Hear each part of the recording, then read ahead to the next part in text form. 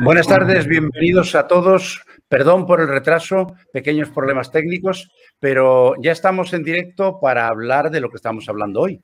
De eso que afortunadamente, por un lado, es tan raro, porque estadísticamente está por debajo de un nivel para que consideremos enfermedades raras, y raro, desafortunadamente, porque sabemos poco sobre esas enfermedades. En cualquier caso, los que saben mucho de ellas, hasta el punto en que se sabe, son los que nos acompañan esta tarde.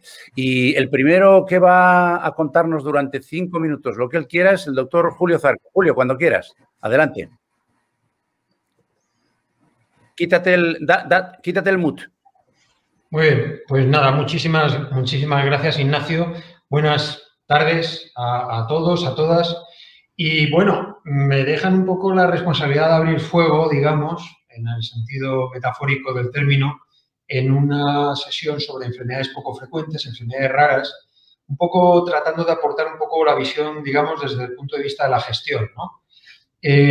Tuve el privilegio de ser viceconsejero de Sanidad cuando echamos a andar en la Comunidad de Madrid el primer plan estratégico de enfermedades poco frecuentes, que se denominaba entonces, en aquel momento, hace 4 años ya. Y ahora, en mi responsabilidad como subdirector gerente del Hospital Clínico San Carlos, pues digamos, en cierta manera, me he encontrado lo que gestamos en aquel momento en la Consejería de Sanidad en la metagestión, ¿no? En la metagestión del hospital, en el día a día del hospital. Y estamos en un escenario COVID y, por lo tanto, también tratando de aprovechar un poco todo el escenario de la pandemia COVID y lo que ha supuesto, digamos, a nivel organizativo y a otros niveles en relación con la gestión de enfermedades poco frecuentes, ¿no? Y voy a tratar de centrar 2-3 minutos, pinceladas muy grandes, quizá demasiado gruesas, pero lógicamente dejo al albor de las preguntas posteriores lo que quieran preguntarnos sobre ello. ¿Qué podemos aprender de la situación COVID, de la pandemia COVID, en la gestión de las enfermedades poco frecuentes?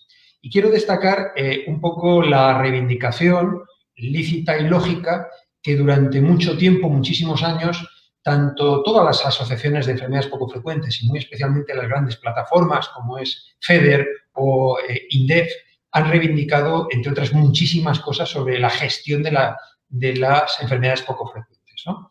En primer lugar, ellos siempre han solicitado, dentro de la complejidad de enfermedades con una prevalencia baja, lógicamente, y una alta complejidad, siempre han reivindicado que existieran unos marcos colaborativos y escenarios multidisciplinares. Es decir, estas patologías solamente pueden abordarse desde la multidisciplinaridad e incluso podríamos decir interdisciplinaridad y siempre en marcos colaborativos donde entendíamos que el paciente efectivamente no es que sea el centro del sistema sanitario, sino que el sistema sanitario tiene que hacer de manera proactiva un acercamiento al mundo del paciente y de la familia con una visión muy ecológica, es decir, muy desde arriba, por eso hablamos ya no solamente del paciente, sino de, lógicamente, todo el entorno familiar, para tener una gestión eficiente, eficaz y, sobre todo, de calidad y con una calidad percibida adecuada para los pacientes y para las familias, ¿no? Esa ha sido una reivindicación lógica de todas las organizaciones de pacientes y creo que eso es un principio básico, ¿no?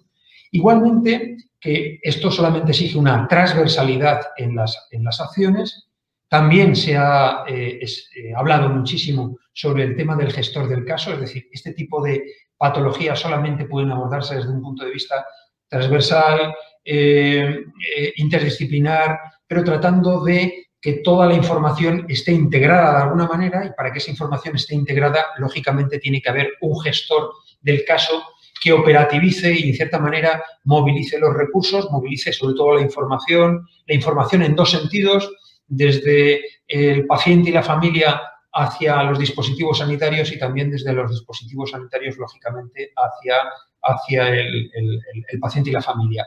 Y, como he dicho antes, desde una perspectiva ecológica, siempre tratando de abordar los problemas tanto la familia como el paciente y, por supuesto, eso significa también desde una perspectiva sociosanitaria, porque también esto es una moneda con dos caras que evidentemente no pueden dividirse, lo social impacta en lo sanitario y lo sanitario impacta en lo social. Pues bien, todas estas reivindicaciones, todos estos principios o princes básicos que todas las asociaciones y grandes plataformas de enfermedades poco frecuentes han esbozado durante muchísimos años, incluso ya décadas, ahora mismo se sustancia en una situación, la situación pandémica de COVID, en donde la realidad tozuda y grave y dramática que hemos sufrido y la que seguimos sufriendo ha puesto a las organizaciones sanitarias y muy especialmente a los dispositivos hospitalarios en una situación de hacer precisamente todo eso que ellos realmente venían reivindicando durante años. Hemos tenido que transformar nuestras organizaciones para dar una cobertura lo más universal posible, de una manera totalmente integral, transformando el hospital de una manera vertiginosa para ser más eficaz y más eficientes en nuestra gestión y, aparte de todo ello, transversalizando lo máximo posible la asistencia y tratando incluso, como bien saben, de organizar equipos COVID, donde hay un responsable que es el responsable, digamos, que gestiona, podríamos decir, el gestor del caso, que realmente integra los casos COVID, etcétera, etcétera. Es decir, la situación de pandemia sobre COVID nos ha ayudado, en cierta manera, de una manera quizá no deseada, quizá demasiado dura, pero siempre, como suele ocurrir con la dureza de la vida y de la realidad del día a día, nos ha obligado a una gestión lo más pragmática posible, donde todos los profesionales del hospital, sean quienes sean dermatólogos, enfermeras,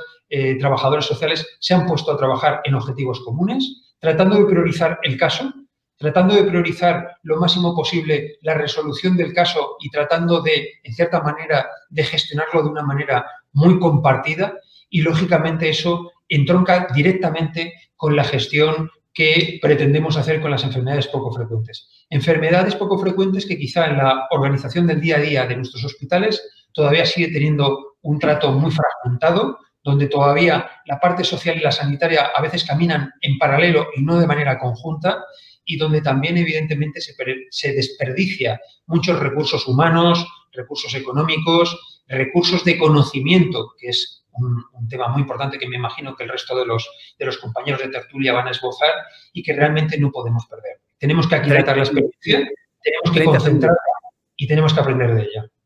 Muchas gracias, a vuestra disposición. Gracias a ti. Ya lo tenías previsto para terminar. Mónica, ¿y qué pasa en el Ramón y Cajal? El micro, Mónica. Ahora. Adelante. Ya me oís, ¿no? ¿Ya sí? Sí, perfectamente. Fenomenal. Pues nada, os comparto ahora mismo y os cuento lo que tenemos nosotros. A ver, aquí está, compartir. Yo creo que ya lo estáis viendo, ¿no? Yo no me veo a mí misma, pero ya me tengo muy vista. Bueno, esta presentación, que son 5 minutos, es para despertar el debate después, porque el escenario que nosotros, los clínicos, los que vemos enfermos, nos encontramos es este: síntomas de largo tiempo, múltiples consultas médicas, paso por varias especialidades médicas. Me ha gustado mucho lo de Julio Zarco de lo interdisciplinar, me gusta mucho más que lo multidisciplinar. Pero la realidad es que son pacientes sin diagnóstico, incluso lo que es peor, a veces con diagnósticos erróneos y en ocasiones con tratamientos poco útiles que puedan incluso ser tratamientos nocivos. Esto es lo que nos encontramos con las familias realmente con varios miembros afectados, como suele ser en estas enfermedades. Y justo ahí es donde empieza nuestro problema, porque ahí es donde empieza nuestra tarea. Las principales consecuencias del retraso diagnóstico no hace falta que las diga, pero aquí las tenemos. Al final del todo es una pérdida de confianza en nosotros mismos como sistema sanitario que no les está dando una respuesta. Tenemos un montón de herramientas ahora con el Big Data que incluso los pacientes pueden tener acceso a ella y tener las sospechas diagnósticas, pero la realidad es que actualmente disponemos de otras herramientas que seguro Miguel Ángel y algún otro de los genetistas conocen más, que nos pueden ayudar a dar respuesta, como es el exoma clínico en estos casos no diagnosticados. Y en estos sirven sobre todo para enfermedades con herencia mendeliana, pero que son altamente heterogéneas y en las que tenemos que saber lo que buscamos, no solo qué pedimos, sino qué estamos dispuestos a encontrar. El principal problema que nos encontramos es en la investigación en estas enfermedades minoritarias. No voy a descubrir nada, pero seguro que saldrá después en el debate, que los tamaños de las muestras son muy pequeños, que cuando queremos encontrar evidencia científica hay que mirar para otro lado. Aquí en las enfermedades poco frecuentes seguro que no. La burocracia que tenemos entre las comunidades autónomas, que son distintos ministerios que tenemos, como Julio ahora ya no está tan en la consejería, lo podemos decir, parecen 17 ministerios de sanidad en vez de uno, y eso es un problema para las enfermedades poco frecuentes que nos dificulta trabajar en red cuando debería ser la herramienta predominante. Y este es el escenario que yo dibujo siempre, que es el paciente en el centro y todos los demás pivotando alrededor. Esto es bastante distinto de la medicina que yo, que llevo 20 años siendo médico, me encontré cuando llegué, donde el centro justo no era el paciente, empezaba a serlo, pero ahora sin duda, y en eso hemos avanzado mucho, el paciente es el centro. Yo hablaría aquí de los tratamientos en los distintos procesos asistenciales y seguro que es lo que podemos mejorar, pero también hablaría de las propuestas en cuanto a la accesibilidad, que esto es dar respuesta a los condicionantes de nuestros pacientes. Por un lado, soportes electrónicos comunes. Yo siempre digo que si no puede viajar el paciente, pues que viaje su información, que yo pueda compartir y pueda tener acceso a toda la información habida y por haber en todos los hospitales y ya que quede trazabilidad de lo que yo haga o la auditoría que me suponga para esto, pero que pueda acceder a ello, a los primos, a los familiares de mis pacientes. Registros de enfermedades, es difícil avanzar en enfermedades en las que somos considerados expertos porque vemos a 2 pacientes y así podríamos estar a la vanguardia de estudios multicéntricos o de ensayos clínicos internacionales. Y los centros virtuales de referencia. Obviamente en el Ramón y Cajal somos CESUR de enfermedades metabólicas, sobre todo con la pieza clave de pediatría, pero sí que es cierto que debemos optimizar estos conocimientos médicos para poder avanzar en ellos y a través del trabajo en red pues se podría hacer. Yo abogo esto, los que nos dedicamos a enfermedades minoritarias en cierta manera, sí que es verdad que a veces sentimos algo de anhelo cuando vemos en otras comunidades autónomas o en otros países trabajar en forma de comités evaluadores, que las decisiones nos puedan ayudar y hacer más sólidas que la decisión de un solo clínico, ya no solo para la indicación de tratamientos, sino incluso para el cese o la continuación de los mismos, evaluando esas respuestas, que el seguimiento, como bien hemos dicho, de los pacientes tratados y los no tratados pueda ser virtual o presencial, pero en centros de referencia, con revisiones, con las pruebas complementarias necesarias que haya que hacer a estos pacientes y, obviamente, para mejorarles su calidad de vida, pues recibir estos tratamientos en los hospitales más cercanos. Ahora con el COVID hemos descubierto o redescubierto o hemos avanzado mucho en la terapia en casa, en la home therapy, que en otros países nos llevaban muchísima ventaja. Y yo, para concluir, antes de que me regañe el moderador, diría entonces que avanza la ciencia y avanza el interés por estos casos sin diagnóstico, que el exoma clínico debería ser la herramienta clave, que es difícil la interpretación y ahí los genetistas nos tienen que ayudar a los clínicos per se, que esto es lo que llamarían los oncólogos y llevan ya tiempo diciéndolo, la medicina de precisión y que también en las enfermedades minoritarias cobra mucha importancia. Que no debemos olvidar que el paciente y su familia son el eje sobre el que pivotamos todos los demás, la atención multidisciplinar o interdisciplinar como modelo de tratamiento integral, que es necesario, obviamente, mejorar y estandarizar el acceso a los tratamientos y ahí los médicos y los pacientes poco podemos hacer más que pedir y pedir. Y en algunas ocasiones no hay estos tratamientos específicos y lo que hacemos es acompañar en el curso natural de la enfermedad y hacer un tratamiento sintomático lo mejor posible de nuestros pacientes. Y yo ya respiro. Creo que lo he hecho en tiempo y espero haber levantado al menos algo de debate para después. Gracias, Mónica. No puedo echarte la bronca porque lo has clavado. Muchísimas gracias. Muchas gracias. Nuria, ¿qué pasa en Parc Taulí en el departamento de genética? Dale al botoncito. Ahí, perfecto. Bueno, en primer lugar, muchas gracias por dejarnos participar en este foro. Comentar que, aparte del Departamento de Genética, yo soy gestora de la Unidad de Enfermedades Minoritarias que tenemos en el Parc Taulí. Esta unidad se creó hace muchos años, pero ha tenido reconocimiento a partir del 2015 y en el 2017 ya tenemos ya está de manera formalizada porque dentro de esta unidad también hay subgrupos de unidades. Y como decía bien el Julio Zanco, es importante el tema del gestor de de casos y el gestor de pacientes en estas unidades. Nosotros el tema, con la pandemia del COVID, lo que nos ha pasado es que desde nuestros pacientes, nosotros tenemos unos 2.000 pacientes en esta unidad y estos pacientes ya tienen unos enlaces y unos mails que son de llamamos la oficina de enlace, y esta oficina de enlace ha servido para dar respuesta a ciertas preguntas más puntuales, y después desde esta gestoría de pacientes también estamos vinculados con las asociaciones de pacientes de estas enfermedades, con lo cual nos ha sido un poco más fácil poder diseminar a veces cierta información o ciertas dudas que ha habido respecto a la pandemia. Sí que es verdad que nosotros hemos tenido que dentro de esta unidad tenemos los pacientes que atendemos de forma de zona, los que nos tocan a nosotros por zona, y esto es una atención que siempre había sido presencial y se juntaban las visitas en 1 o 2 días para que todos los profesionales que estaban vinculados pudieran dar una visión global y hacer un protocolo global de esa persona, y con la pandemia esto pues sí que ha sido desdibujado y se ha pasado a hacer mucha videollamada, mucha videoconsulta, una cosa que es importante haberla implementado y que ha llegado para quedarse, el tema de poder hacer videoconsultas o telemedicina, pero también ha estado en detrimento el no poder tener esta parte presencial. Entonces, las consultas que eran importantes o que se debían hacer de manera presencial y no se podía, lo que se ha intensificado es la atención a domicilio de los pacientes de zona. Nosotros tenemos unos equipos de atención a domicilio que han visto incrementada su actividad, casi el 200% en esta época, para poder dar salida a algunas consultas que no podían. Por otra parte, nosotros pertenecemos a la red de expertos de trastornos cognitivo-conductuales de base genética en pediatría y neuromusculares designados por la Generalitat, y entonces tenemos pacientes de todo el territorio. Estas consultas, claro, no se podía hacer este servicio a domicilio, y lo que se ha hecho es estos pacientes generalmente lo que se hace consultas anuales en los cuales se revisa el protocolo y se adecúan ciertas pautas. Y lo que se ha hecho, estas consultas se han hecho a nivel de videoconsulta.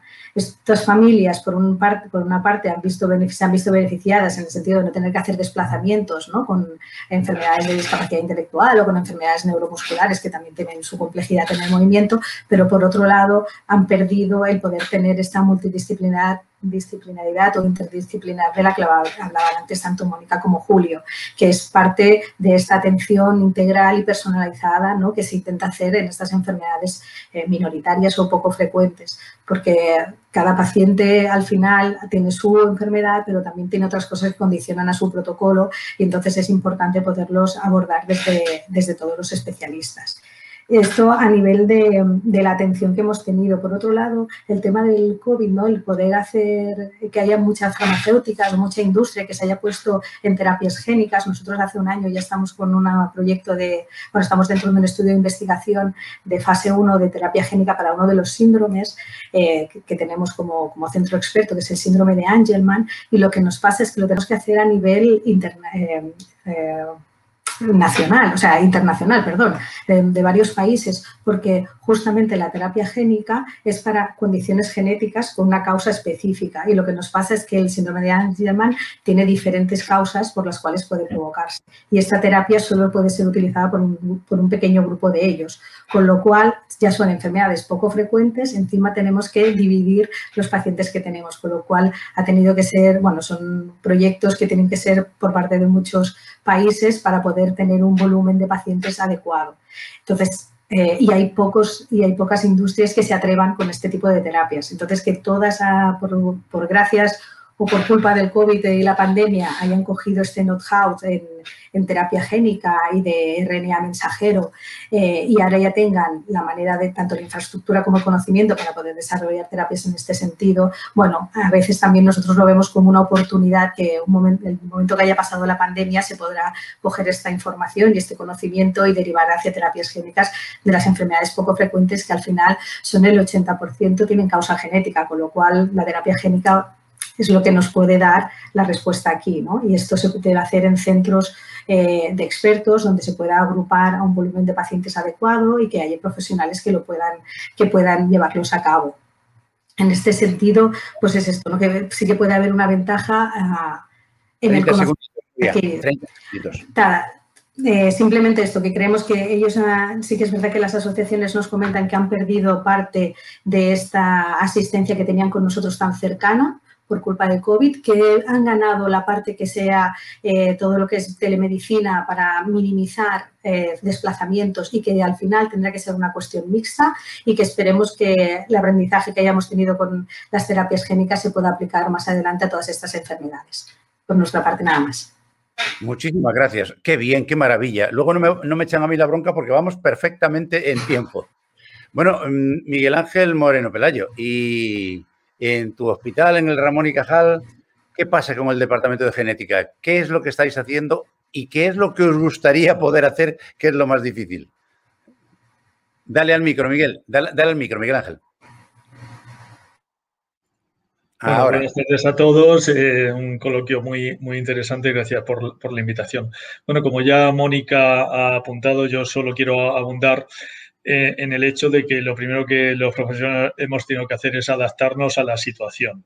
Primero, esto ha sido una situación caótica, como habéis podido ver. Pero bueno, de esa situación se ven oportunidades y yo creo que sí que hemos mejorado un poco en la aplicación o la relación con las nuevas tecnologías, ¿no?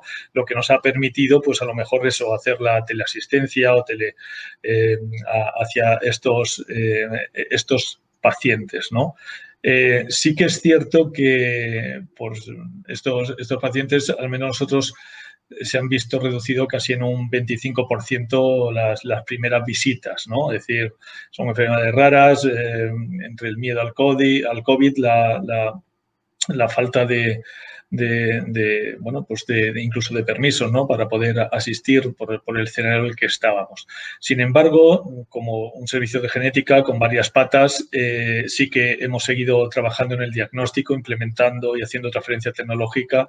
Mónica ha comentado en el exoma clínico, también en exoma o en paneles. En ese sentido sí que puedo decir, estaba aquí un poco mirando los números, que sí que hemos aumentado en un 22% el diagnóstico de pruebas de alta complejidad. Es decir, que hemos aumentado a un total de casi 60.000 pruebas de alta complejidad frente a unos 47.000 en el 2019. Eso quiere decir que, aunque el paciente no ha venido, sí que ha podido venir la muestra o teníamos muestras de ellos, ¿no? De DNA para poder seguir trabajándolos, ¿no? Y en ese sentido, pues yo creo que sí que se ha podido, bueno, pues por un lado, aunque ha caído un poco la carga asistencial clínica, sí que se ha hecho un esfuerzo mayor en poder informar a todos estos pacientes y al menos darle consejo genético de manera telemática.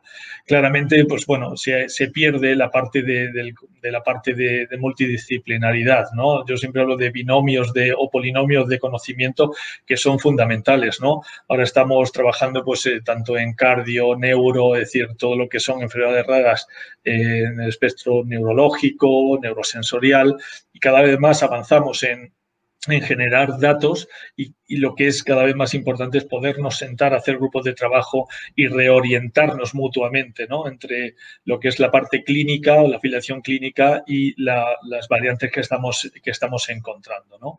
Pero bueno, dentro de lo que cabe, pues bueno, es decir, nos hemos adaptado y hemos intentado paliar pues todo el escenario, intentando seguir dando la máxima calidad, ¿no? Y atención a este colectivo de pacientes con enfermedades raras.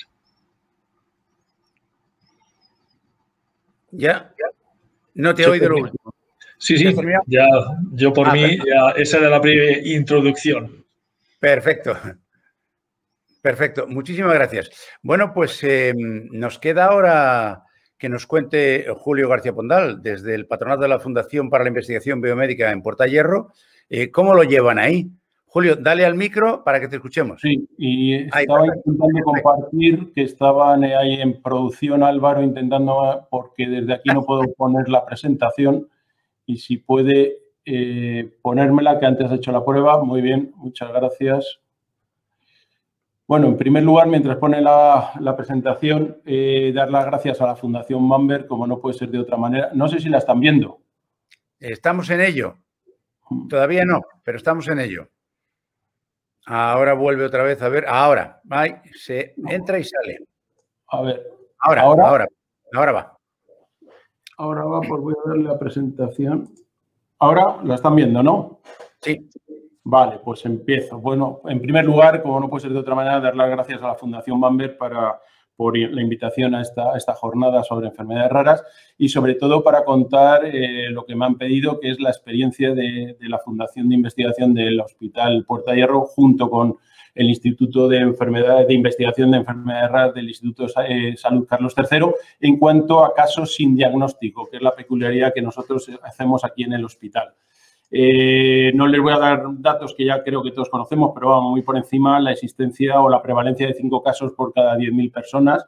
Se estima que en España, solamente en España, habría casi 3 millones de personas con enfermedades raras y las enfermedades raras pues tienen algunos problemas que le diferencian del resto, siendo uno de los problemas más importantes el tema de la ausencia todavía de diagnóstico, la dificultad diagnóstica.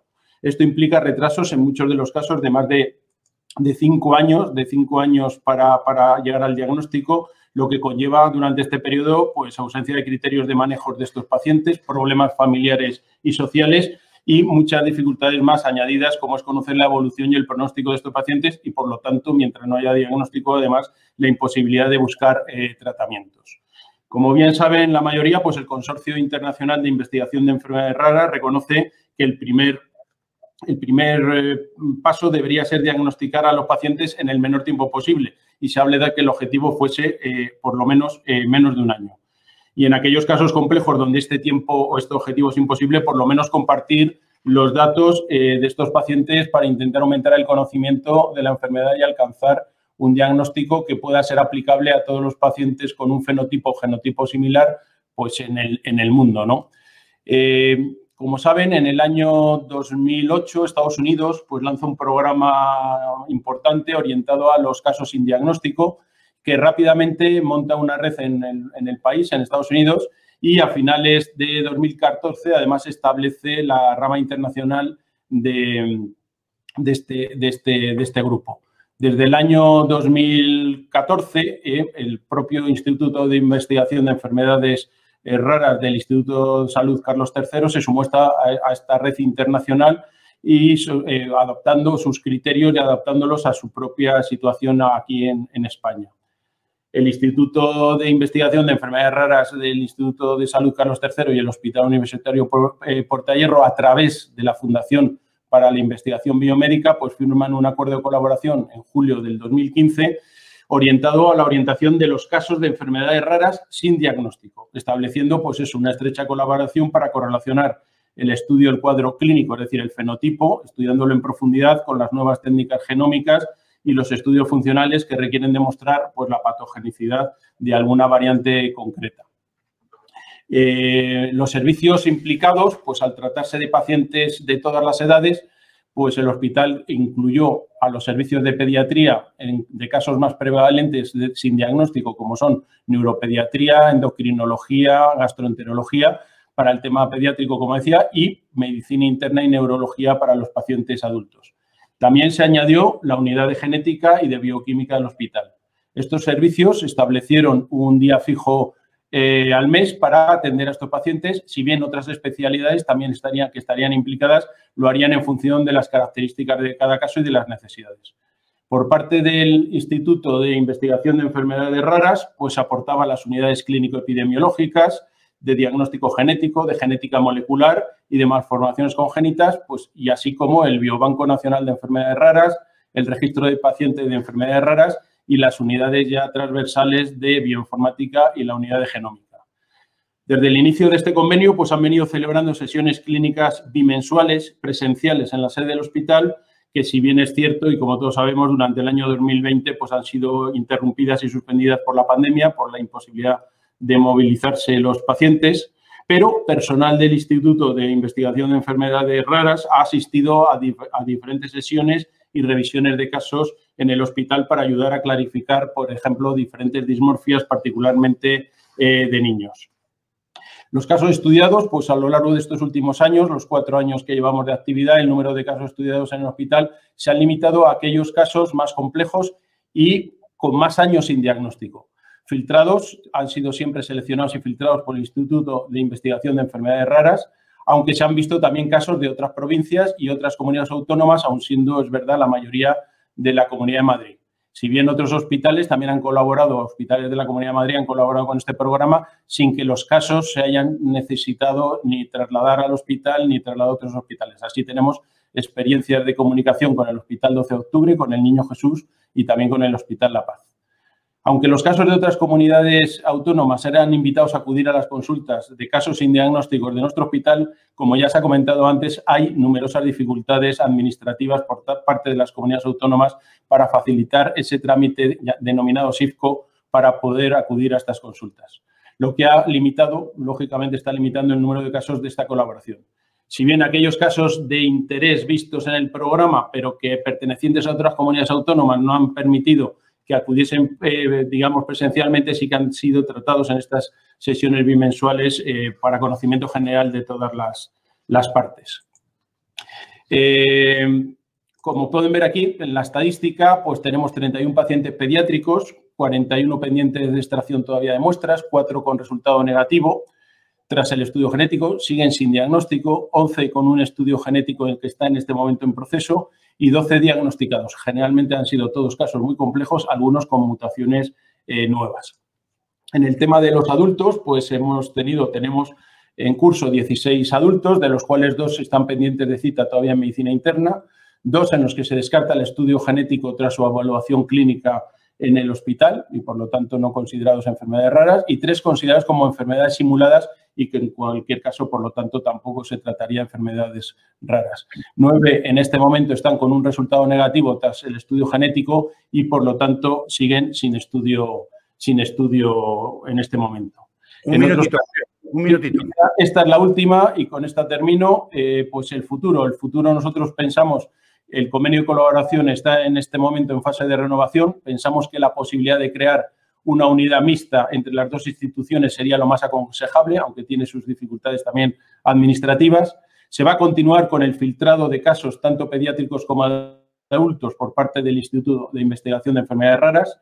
Se va a invitar a todos los pacientes a que pidan el traslado al hospital y, dependiendo de la situación de cada caso, pues establecerá el protocolo a seguir para poder verlos y atenderlos, intentando salvar esos problemas administrativos que hay, como se ha comentado, en esos 17 ministerios sanitarios que tenemos en España. Y, finalmente, pues para nosotros en este momento es estratégico el conseguir respectivas denominaciones CESUR para enfermedades autoinmunes y para casos de discapacidad intelectual con fenotipo complejo. Estas 2 designaciones pues, nos van a permitir unirnos a las redes europeas de referencia, lo cual facilitará y promoverá pues, una mayor colaboración y conocimiento de los problemas clínicos de estos pacientes. Y nada más, muchas gracias. Muchísimas gracias a ti, Julio. Y, bueno, nos queda conocer lo que dice la industria, que en esto algo tiene que decir también. Sobre todo, últimamente, se está empezando a reconocer, tengo yo para mí, David, que se está empezando a reconocer algo que antes como que daba como un poco de vergüenza, ¿no? Y es que existe una colaboración franca entre la industria, la clínica, las administraciones públicas, pero parece como que ha hecho falta que haya aparecido una crisis sanitaria para que esto se haga moneda corriente, cuando, sin embargo, en el mundillo de la sanidad era harto conocido. ¿Estoy equivocado, David? Tus 5 minutos. Sí, gracias, Ignacio. Bueno, sí, estoy totalmente de acuerdo contigo y, si me permiten, pues estos 5 minutos que tengo estrictos voy a intentar transmitir la visión de la industria, al menos del grupo que represento, a Chiesi. Y, si me permiten, empezaré a hablar por Chiesi, porque Chiesi, aparte, es una compañía farmacéutica multinacional. Somos desde hace muy poquito una farmacéutica, la única que hay en España, que es Bicorp. Y esto significa, por si ustedes no lo conocen, que no solamente con esta certificación bastante exigente Bicorp buscamos los resultados como empresa para nuestro negocio, sino que además buscamos también pues, que haya un impacto positivo en la sociedad y en los pacientes que se tratan con nuestros fármacos. Y por eso mucho sentido toma lo que son las enfermedades raras y la unidad de medicamentos huérfanos que tenemos.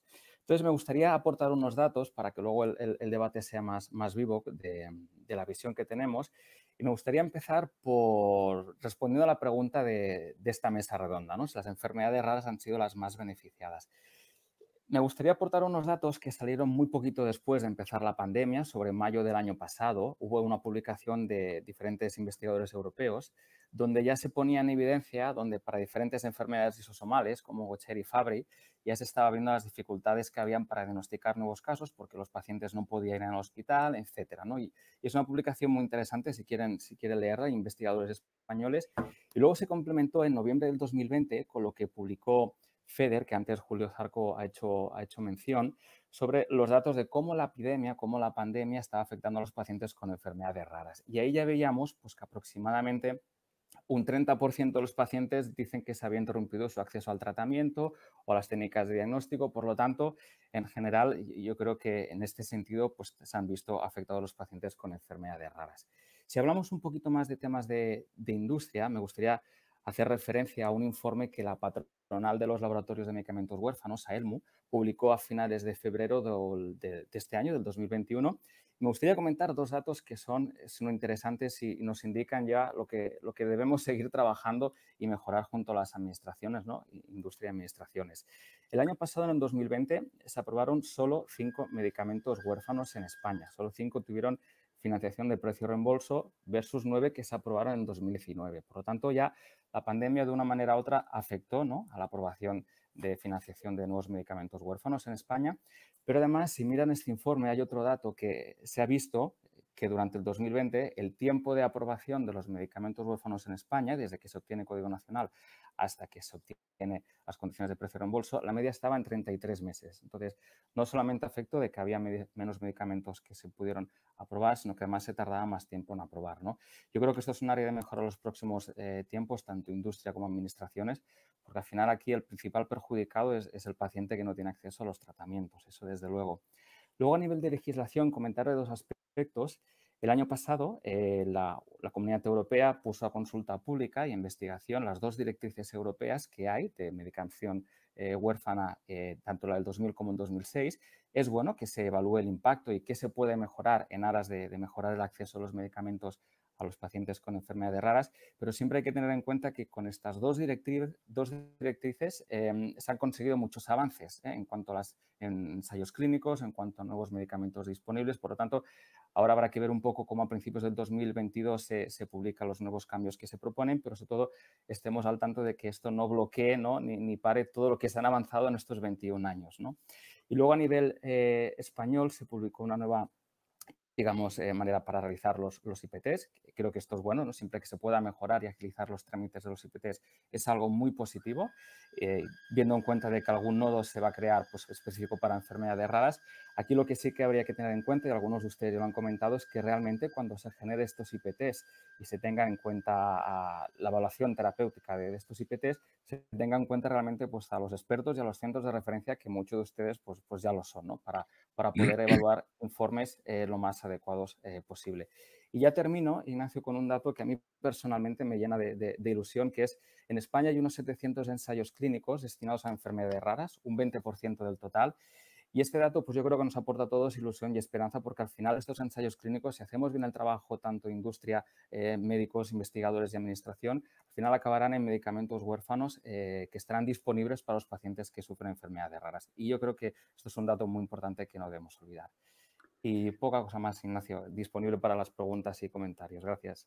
Muchas gracias, David, por ceñirte al tiempo también. Y ahora tenemos, a ver, bueno, casi 25 minutos de debate, gracias a que os habéis ceñido perfectamente al tiempo estipulado. Tengo ya unas cuantas preguntas, la primera de las cuales va para Nuria, porque es centro de referencia. ¿Cómo está evolucionando la atención de síndrome de Angelman? Porque en Partaguli sois centro de referencia, ¿no, Nuria? Dale a Nuria. Ahí. Sí, buenas. Nosotros somos centro de referencia designado por la Generalitat para enfermedades cognitivo-conductuales de base genética, pero sí que es verdad que tenemos una especial sensibilidad para el síndrome de Angelman, que hace muchos años que, bueno, nosotros empezamos esta unidad en el 98. De hecho, yo no lo empecé, la empezaron mis compañeros porque hace muchos años. Y realmente lo que se ha evolucionado, nosotros hemos evolucionado también con el conocimiento de este síndrome.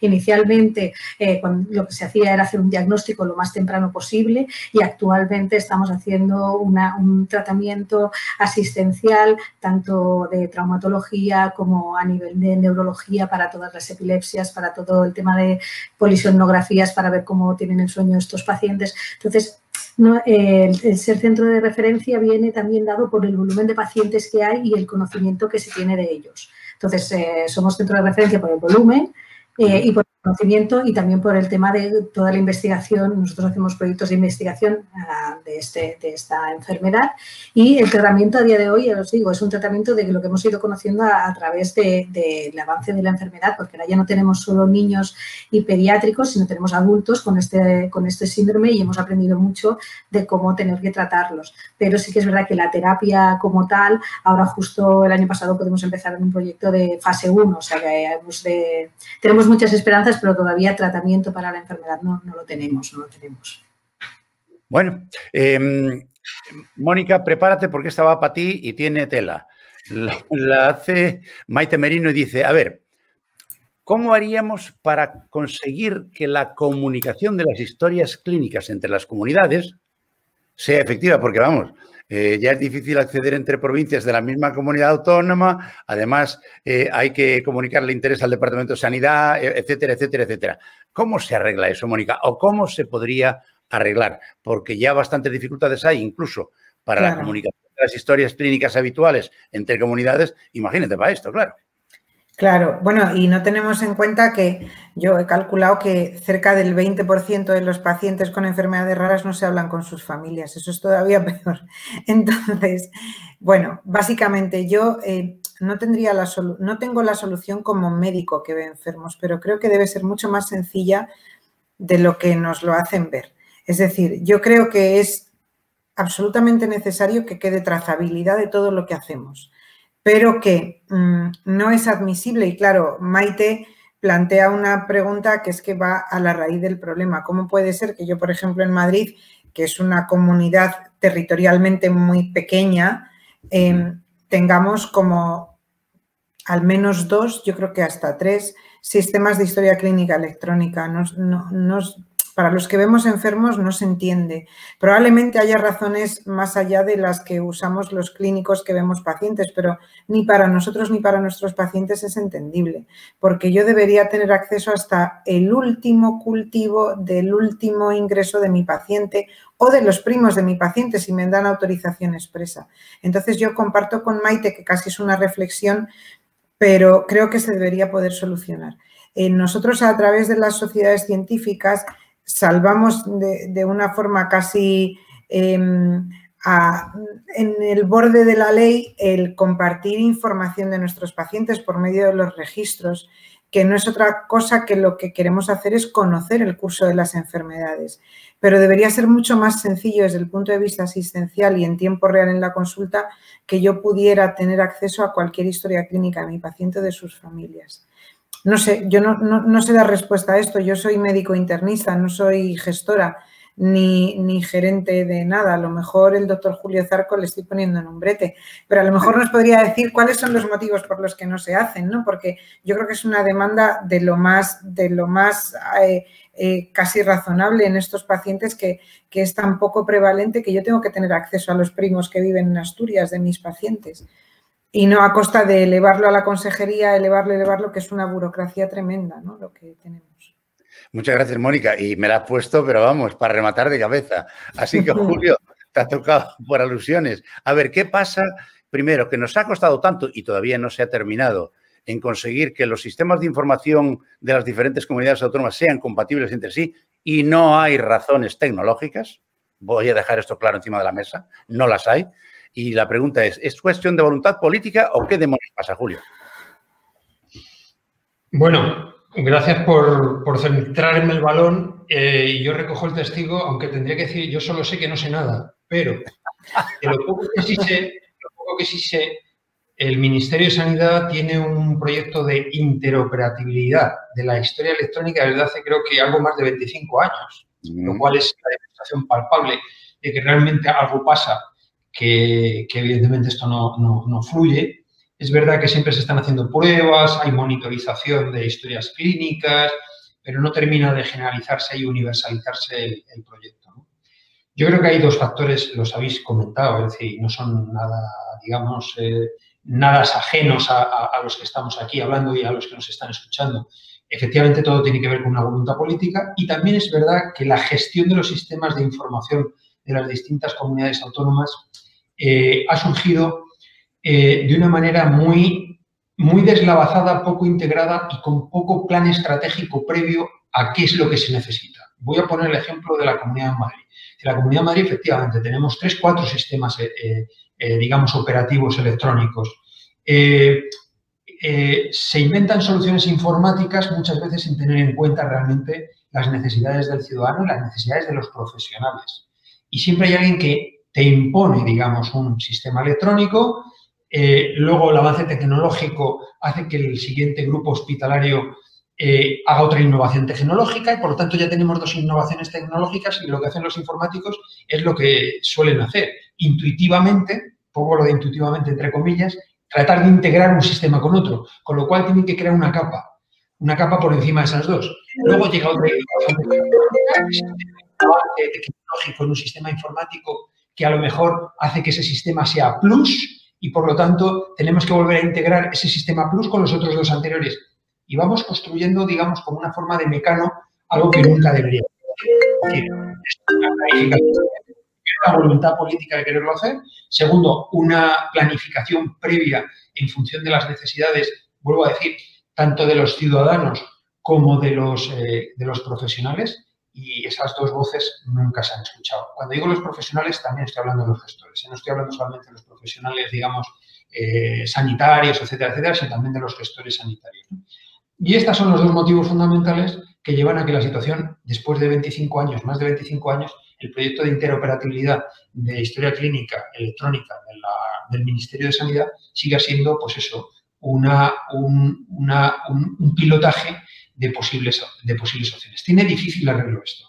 Y tiene difícil arreglo porque además nos dejamos una parte muy importante que es la atención primaria, que yo siempre lo reivindico. Sí, estamos generando sistemas además al margen, salvo Galicia, que yo sepa, y Cataluña, que tiene otras soluciones, pero estamos generando compartimentos estancos y seguimos un sistema de silos en el tema de la información. Pero nos inventamos sistemas o herramientas adicionales para tratar de integrar lo que debería estar integrado de inicio. Recuerdo a los más mayores del lugar que los que hemos sido de históricos de la atención primaria, en mi caso yo soy médico de familia, hablábamos de integrar niveles, Julio también lo ha vivido, el tema este, yo creo que muchos de nosotros, integrar niveles asistenciales. Luego nos inventamos que no había que integrar niveles asistenciales, sino ámbitos asistenciales, porque niveles era que el hospital estaba aquí, primario estaba aquí. Luego ya no hablamos de integrar niveles asistenciales, hablamos de integrar ámbitos asistenciales mediante continuidad asistencial. Es decir, siempre nos inventamos un artilugio, una herramienta, como los informáticos, para tratar de transversalizar las cosas. Grave error de planificación sanitaria. Bueno, pues seguiremos sufriendo hasta que alguien decida que se arregle, que de momento parece que la cosa no tiene pinta. Julio, me preguntan si estáis investigando la enfermedad de la aniridia. El micro. Pero no a Julio Zarco, a Julio García Pondal. No, a Julio García, perdona. Vale.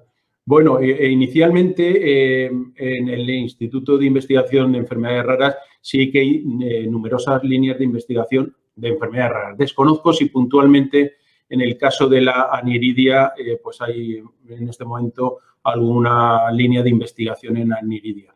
Yo lo que sí que quería comentar es que la colaboración que tenemos entre el Instituto de Salud Carlos III, su Instituto de Investigación de Enfermedades Raras, y el Hospital Universitario Puerta de Hierro, a través de la Fundación de Investigación, es el colaborar para pacientes todavía sin diagnóstico. O sea, el hospital aporta la parte clínica de todos sus especialistas con colaboraciones que, como he comentado también antes, externas del Hospital La Paz, 12 de octubre, Niño Jesús, para intentar, una vez que ha hecho el filtro, el propio instituto, porque los casos que llegan a la consulta del hospital han sido previamente filtrados por el Instituto de Enfermedades Raras del Instituto de Salud Carlos III, y lo que llega aquí es para, lógicamente, intentar que se llegue a un diagnóstico, porque esos pacientes están sin diagnóstico y, como vemos, pues los resultados todavía son pues escasos y pocos diagnósticos de enfermedades nuevas. Hemos visto que el dato que he dado son 12 que casi todos van dirigidos pues eso a enfermedades relacionadas con la discapacidad intelectual, con un fenotipo muy complejo, pero el resto pues todavía se está muy empezando, digamos, 4 años de estudios y hemos, pues eso, podido diagnosticar a 12 pacientes.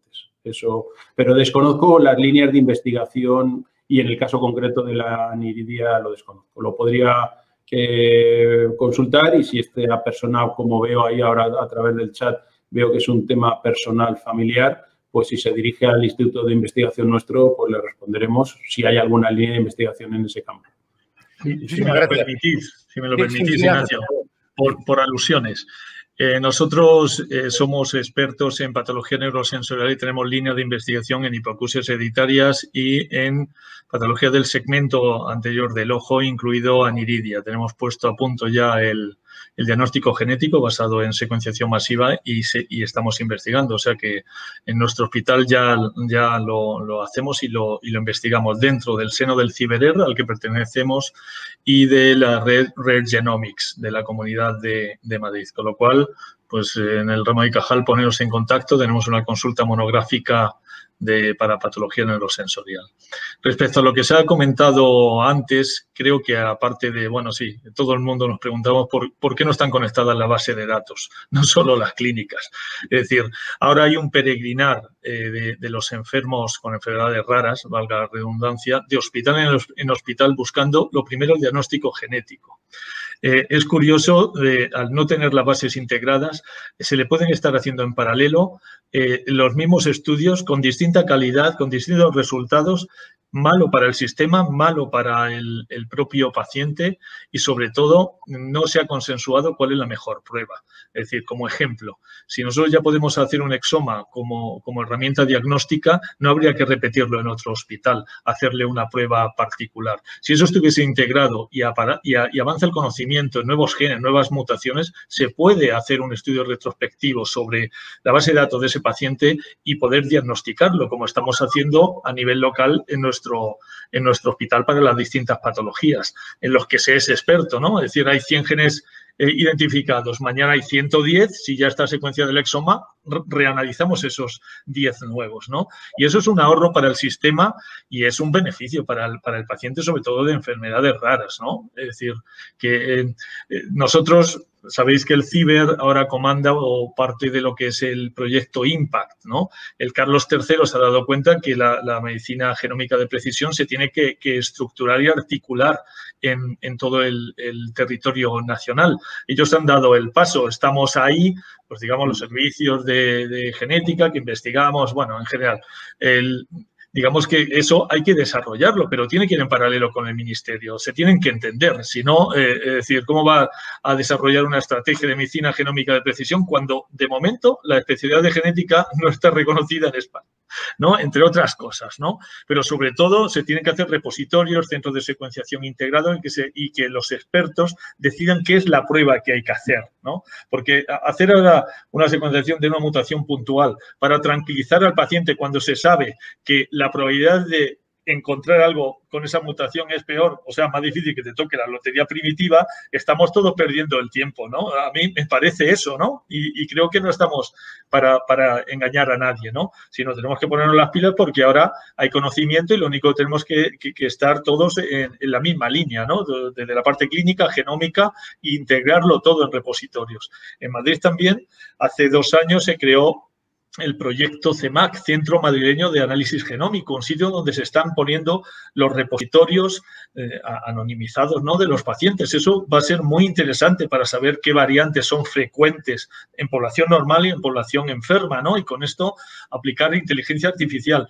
Tener, digamos, todos esos silos de información sin estar conectados es malo para todo el sistema integral, ¿vale?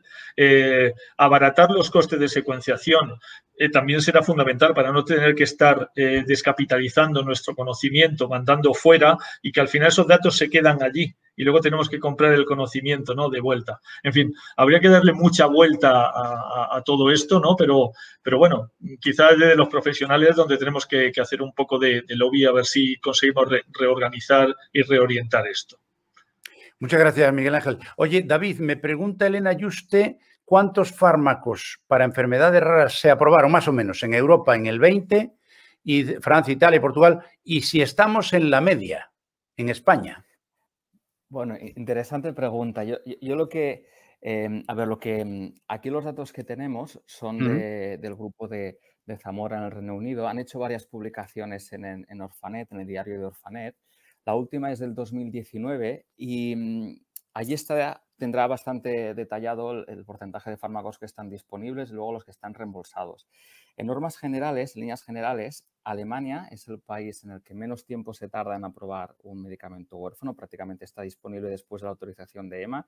Le sigue Francia y le sigue Italia. España está en la cola con el Reino Unido en tiempo de aprobación. Y también, si miramos los datos que presenta el grupo, está en la cola en cuanto a medicamentos que están disponibles para los pacientes con enfermedades raras. Por lo tanto, esto es claramente un área de mejora, ¿no?, para seguir mejorando estos datos. Bueno, pues ahí queda la respuesta. Hay otra pregunta interesante de Isabel Piñero, dice, para todos, a ver quién torea este toro. Dice, en estos momentos se discute la falta de evidencia de eficacia de los ensayos clínicos, especialmente en estos medicamentos, que además dificulta, obviamente, la decisión de financiación. ¿Cómo consideráis que se podría conciliar esto para facilitar el acceso a los pacientes a los medicamentos cuando los haya, claro? A ver, ¿quién se atreve? Yo. Ver, Mónica, la lanzada, venga. Bueno, no es que me atreva, es que estoy dentro del, en ocasiones del lado de la decisión de tratar o no tratar y en ocasiones del lado de los pacientes. Realmente son muy pocas las enfermedades que tienen hoy por hoy tratamientos específicos. Entonces, no vamos a parecer que nosotros nos vamos a cargar el sistema sanitario, porque yo creo que no es así. Eso por un lado. Y por otro lado, yo lo he dicho un poco en las diapositivas que he puesto abriendo el debate, es que la decisión no debe ser sola ni mía como clínico experto en qué, que a lo mejor tengo 1 o 2 pacientes, ni de mi comisión de farmacia de mi hospital de turno, sino que son lo suficientemente pocos casos como para poderlos tratar de forma concreta en comités evaluadores que se reúnan periódicamente. Bueno, en el CADFAC lo hacen cada 3 meses más o menos, creo, y se evalúan los casos en los que hay que tomar decisiones. Y eso sí debe ser vinculante y eso sí debe ser con una decisión algo más sólida, porque yo ya he avanzado que aquí no podemos tener evidencia científica como tenemos en un antidiabético o en un antihipertensivo, y eso huelga que lo vayamos a encontrar nunca. Pero sí que es verdad que la evidencia clínica se basa muchas veces en experiencia de los médicos que tratan estos pacientes, y eso sí nos debe servir para ir tomando decisiones que puedan ser modificables, pero deben ser en forma de comités evaluadores. Yo creo que no debe recaer solo en el médico que lo ve o solo en las familias que quieran intentar ese acceso. A veces recurren al acceso a través de medios divulgativos y demás. Es una forma muy de entrar a capón que yo ni siquiera creo que sea la adecuada, porque a veces ni nosotros los médicos que tratamos enfermos estamos convencidos de esas decisiones, pero deben ser vinculantes en forma de comités evaluadores. No sé qué opina el resto, pero creo que en ocasiones se autorizan tratamientos porque se ha forzado a ello, y yo creo que debe ser mucho más objetivo todo eso, dentro de que la objetividad o el método científico en las enfermedades minoritarias pues no podemos usarlo como nos gustaría. ¿Alguien quiere añadir algo a lo que acaba de decir Mónica? Silencio por respuesta. Así que tengo el tiempo suficiente para agradeceros a todos 2 cosas. Primero, que nos hayáis acompañado. Segundo, que os hayáis ceñido también al tiempo especificado, con lo cual hemos podido tocar más de una pregunta. Y, naturalmente, emplazaros para cuando tengamos en otra oportunidad que hablar de lo mismo, os llamaremos. Julio Zarco, Mónica López, Nuria Capdevila, Miguel Ángel Moreno, Julio García y, naturalmente, David de Chiesi. Muchísimas gracias a todos y a todos los que nos están viendo. Muchísimas gracias por acompañarnos. Vamos a la siguiente sesión. Buenas tardes.